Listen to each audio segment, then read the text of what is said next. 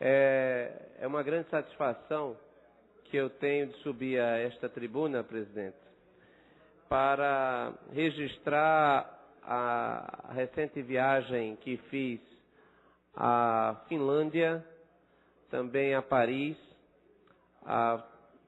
também a Londres, no sentido de buscar alternativas, no sentido de buscar melhores práticas de ensino. Eu estive, inicialmente, saí daqui, indo para Londres, de lá eu peguei o avião para Helsinki, para conhecer de perto, vereador Heriberto Rafael, as condições in loco do considerado o melhor sistema educacional do mundo em termos de exame aferido pela OCDE, Organização para a Cooperação de Educação. O PISA, o resultado do PISA da Finlândia, vereador Eurico Freire, a coloca sempre entre as primeiras, desde 2000, ou primeira ou segunda posição no ranking, consolidando todos os exames, a Finlândia estaria, portanto, na primeira colocação. E eu sempre tive a curiosidade de saber o que é que os finlandeses estão fazendo para merecerem essa posição de destaque, vereador Marco Aurélio. O que é que eles fazem diferente, no sentido diretamente do Brasil, mas o que é que eles fazem diferente do mundo, que os colocam em primeira posição?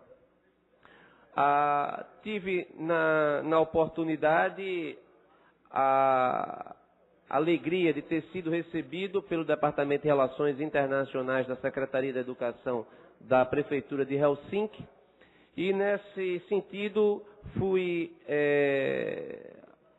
discutir as modalidades implementadas pela Finlândia e tive a recepção da dirigente Rita Erkenjund, que teve a gentileza de me colocar a par dos programas finlandeses de educação e também de conhecer de perto uma escola municipal onde eu pudesse ter acesso ao funcionamento. Nesse sentido, eu estive na Mejland Yasten Public Comprehensive School, que é uma escola localizada na cidade de Helsinki, uma escola padrão, uma escola que tem também uma forte ênfase em artes visuais e, em termos de idiomas, ênfase no chinês como um quarto idioma, porque as crianças elas aprendem não apenas o finlandês, como aprendem também o sueco, o inglês. Inglês, finlandês e sueco é básico, e mais o francês. Há um investimento muito forte em termos de educação voltado para a compreensão linguística. O que me chamou a atenção nessa escola e que do sistema como um todo, vereador Raul Jungmann, é que, em primeiro lugar, a escola não é em tempo integral. Aquilo me chamou a atenção. Poxa, o primeiro lugar do mundo não tem uma escola integral. Porque no nosso raciocínio, a escola integral é algo absolutamente necessário para, vamos colocar assim, o investimento, o melhor investimento no futuro de uma criança. Então a escola não é integral. Eu até questionei o fato que as crianças fazem no período posterior à aula. Então o que foi informado é que há muita atividade na própria escola, como clubes de futebol, clubes de basquete, clubes que fazem com que a criança tenha atividades, mas não necessariamente atividades de um currículo praticado pela escola. O que eu percebi também, vereador Almir Fernando, é que, diferentemente do que eu havia constatado o ano passado, nas visitas que eu fiz às escolas americanas, notadamente em Brownwood e em Miami-Dade, onde há uma forte ênfase em novos recursos tecnológicos, ênfase em novos recursos que possam auxiliar o professor e o aluno do ponto de vista do uso de tablets, de computadores, de uma infraestrutura voltada para essa nova era que nós vivemos. Na Finlândia, o uso é muito contido. Eu vi, vereador Marco Aurélio, aula sendo dada de matemática com o velho quadro e giz. E todo mundo prestando atenção, e todo mundo aprendendo, e todo mundo tirando as melhores notas.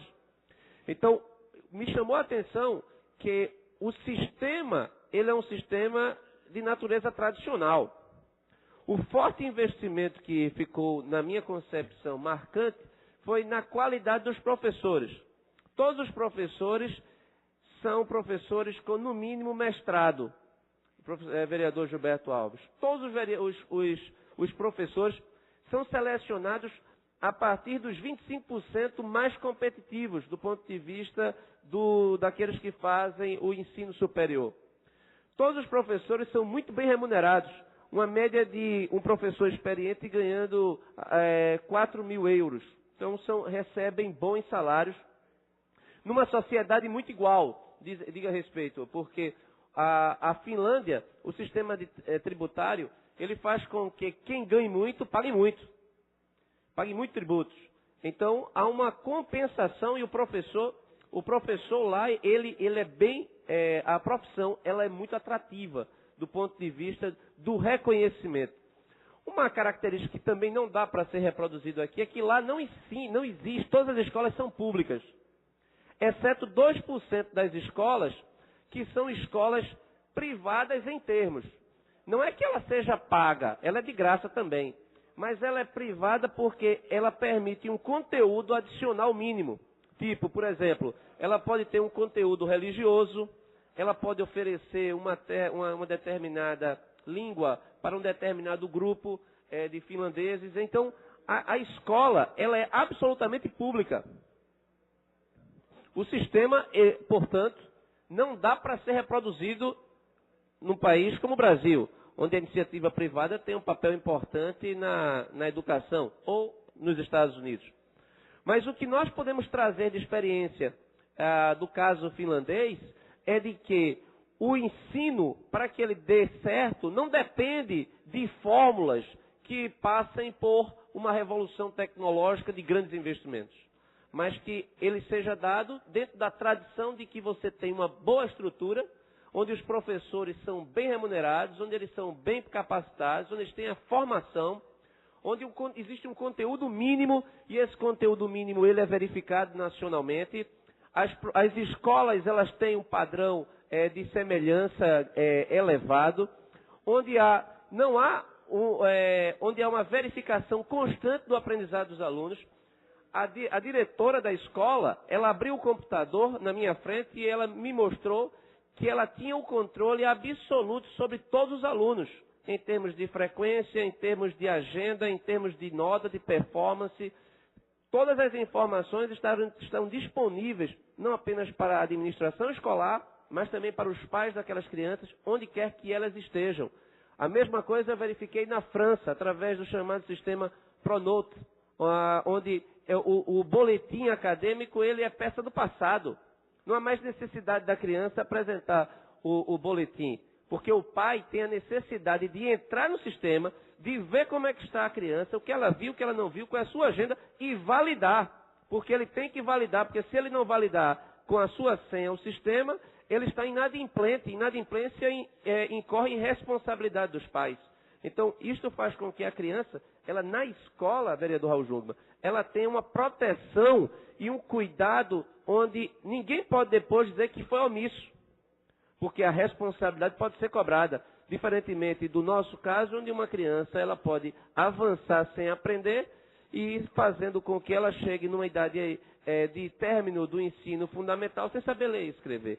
Então, isso é muito forte, não apenas lá, mas encontrei nesse sistema da França um mecanismo, uma ferramenta competente de verificação do aprendizado dessas crianças. Então, esse encontro, essa experiência na Finlândia, para mim eu reputo como algo que superou todas as minhas expectativas. Apesar do modelo não ser reproduzido aqui, a lição que fica é que nós devemos investir maciçamente na qualificação dos professores e dar a infraestrutura necessária para que essas crianças elas tenham o mínimo para o desenvolvimento, o aprendizado. Os professores lá, eles são responsáveis pelo aprendizado dos alunos. Isso faz com que o sistema oferte ao mundo uma opção, não no nosso caso, mas uma opção em termos de técnicas, mecanismos, modelos que possam resultar em êxito na educação dessas crianças. Eu escuto com muita honra o ex-ministro, o nosso estimado vereador Raul Jungmann. Meu caro André, eu acho que todos nós estamos aqui, nesse momento, eu diria, fazendo uma reflexão, e eu, pessoalmente, agradeço as informações que você nos traz. Né? Primeiro, porque você parte de um ponto, digamos assim, bastante elaborado, de quem conhece o sistema, faz parte do sistema, é professor, é docente e se dedica e tem se dedicado o seu mandato com esse foco, o que já lhe dá uma qualidade de intervenção diferenciada. Em segundo lugar, porque é hoje algo absolutamente essencial, conhecer as outras experiências mundo afora, aquilo que se chama na administração benchmarking, quer dizer, você vê os casos de sucesso e vê como eles funcionam. Gosto particularmente da sua intervenção, porque você não está propondo, embora faça uma reflexão, e ela tem uso positivo aqui, mas a transposição de nenhum modelo. Você não está dizendo, olha, não vou trazer o modelo da Finlândia, não posso trazer o modelo da França para cá. Mas eu, ao fazer, no fundo, eu quero lhe fazer 2 ou 3 perguntas que para mim são importantes. Antes, eu só queria contar um pequeno caso, que ao ouvi-lo eu me recordava. Eu era vice-presidente da Comissão de Relações Exteriores da Câmara Federal e um dia recebi o embaixador da Suécia. É normal, eles fazem essas visitas, assim que eles assumem o posto, eles costumam procurar o executivo, o legislativo. E na conversa lá para as tantas, eu perguntava a ele o seguinte, uma pergunta muito simples, que era o seguinte, vem cá, o que é que fez a Suécia ser a Suécia? Por que a Suécia se diferencia, não é? Na passagem do século XIX para o século XX, e hoje é aquilo que é reconhecido mundialmente pelos seus padrões de qualidade de vida. E então ele me deu uma resposta que eu nunca esqueci.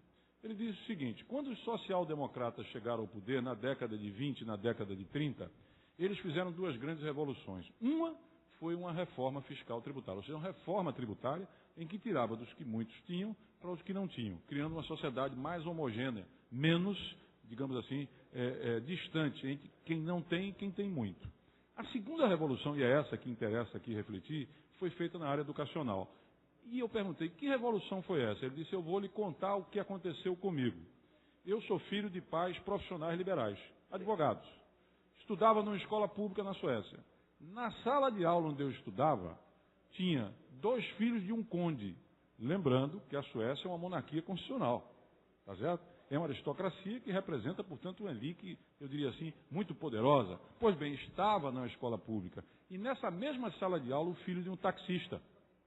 Então, perceba, dentro de uma escola pública, você tinha 2 filhos, tá certo? Da elite da Suécia, você tinha um filho de um taxista e um filho de um profissional liberal. Então, veja, isso não quer dizer que os filhos do conde não vão ter depois outras oportunidades fora, mas o básico que constitui, sobretudo, a embocadura das oportunidades futuras estava dado igualmente. E essa é a grande função da escola, em termos nacionais, pelo menos eu entendo. Dar uma base de oportunidades a todos e, evidentemente, reduzir esse grande fosso no tempo que a gente vive, que é a desigualdade social. Mas vamos às perguntas. A primeira delas é o seguinte, tanto na França quanto na Finlândia, existiam currículos nacionais? Porque hoje no Brasil, você tem uma visão muito flácida, se você quiser, do currículo nacional. Tá certo? Existe isso. E segunda questão, a formação desses professores, ela tinha uma etapa prática, tá certo, de idade, antes de eles assumirem, ou era meramente teórica? Como é que se você pode se aprofundar sobre a formação e a qualificação? Eu sei que também nesses países, a profissão de professor, e isso faz uma diferença, é muito valorizada, como você já disse. Mas essas são as 2 perguntas que eu gostaria, se possível, você nos esclarecesse e, ao mesmo tempo, agradecer essa verdadeira aula que você está nos dando uma vez mais sobre um assunto que é essencial, não só para o Recife, mas para todos nós do país. Parabéns pela sua intervenção. Ministro, muito obrigado pela parte ao qual incorporo integralmente. As suas considerações são sempre absolutamente pertinentes. Eu agradeço também as perguntas, porque faz com que a gente tenha condição de esclarecer ainda mais o que nós verificamos em loco. Quanto ao professor, o sistema ele é muito competitivo. Não tem vaga para todo mundo ser professor. Então, é uma disputa enorme. somente aqueles que se preparam mais têm condições de chegar à posição de professor. Então, eles estão numa disputa meritocrática para a obtenção do lugar. O sistema, ele exige um treinamento específico, os professores são treinados para o exercício durante um ano com um tutor, que é um professor.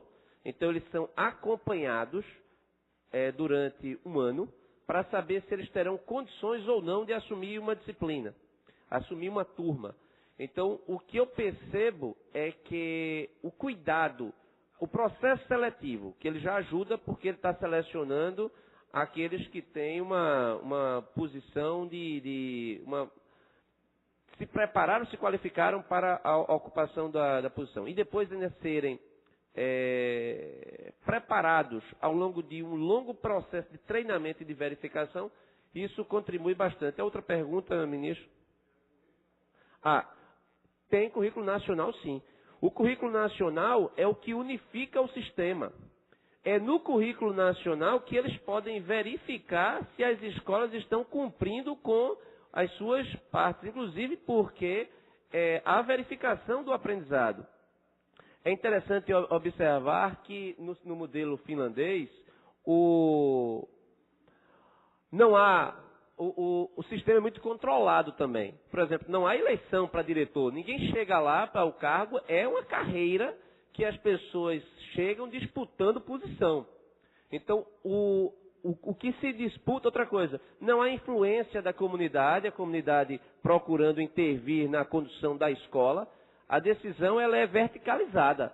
O que o Ministério determina como sendo a diretriz nacional, tem que ser acompanhado e é verificado constantemente. E a verificação, o que chamou a atenção, vereador Henrique Leite, é que eles se tornaram, em primeiro lugar, sem saber que estavam na liderança. Porque o primeiro teste do PISA se deu em 2000. Quando saiu o resultado, eles estavam na frente. Então, a partir do momento que eles ficaram na frente, eles tomaram a consciência de que eles estavam na frente. Isso foi muito interessante, o que motivou políticas públicas do governo, no sentido de a gente tem que manter a liderança. Né? Então, isso resultou nisso, sem dúvida. Presidente, eu gostaria de ouvir, eu sei que estourei o tempo, mas se for possível, eu ouvir o vereador. 3 minutos, vereador, do teu tempo, mas... Temos, quem é o próximo inscrito para ver se eu consigo... Não tem mais ninguém. Pronto, então Já pelo assunto ser tão... Eu escuto, então... Importância, a gente vai conceder que possa ouvir o último orador ali do aparte e depois Vossa Excelência conclui o plano. Perfeito. Vereador André Regis, eu queria agradecer ao presidente pela sua benevolência e ao mesmo tempo parabenizar Vossa Excelência, porque Vossa Excelência, lógico, num tempo bem resumido, pôde passar para a gente a experiência que viu lá da questão da educação. E aí dentro de tudo que eu vi, eu poderia fazer aqui um resumo, dizer que não existe um modelo, como a gente sempre diz, um modelo.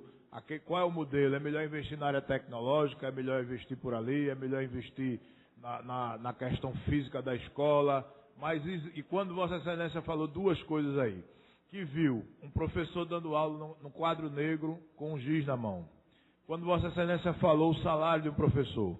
Quando Vossa Excelência falou que há uma briga para o camarada lá ser professor. Eu acho que eu sou daqueles que defendo a corrente de que a educação passa a solução do problema da nossa educação no nosso país, no nosso estado, no nosso município. É uma velha retórica que eu sou daquele que acredita que é na valorização do professor. É importante que o professor seja valorizado, é importante que o professor ganhe bem, não. É importante que o professor ganhe muito bem. Eu me lembro que minha mãe, as minhas tias, e era importante naquela época lá dos meus avós e antes dos meus avós, ter uma filha que fosse professora. Até havia aquela vocação, a pessoa se preparava para ser um professor ou para ser uma professora.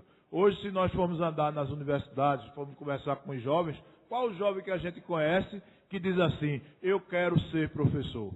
Então é importante que se valorize o salário, é importante que se tenha uma carreira e é importante que o professor ganhe muito bem. Porque na hora que a gente tiver professores vocacionados, pessoas que gostem da educação, pessoas que amem ser professor, eu tenho certeza que a gente vai ter bons alunos e a educação da gente vai melhorar muito. Mais uma vez eu saio daqui contente com a posição de Vossa Excelência.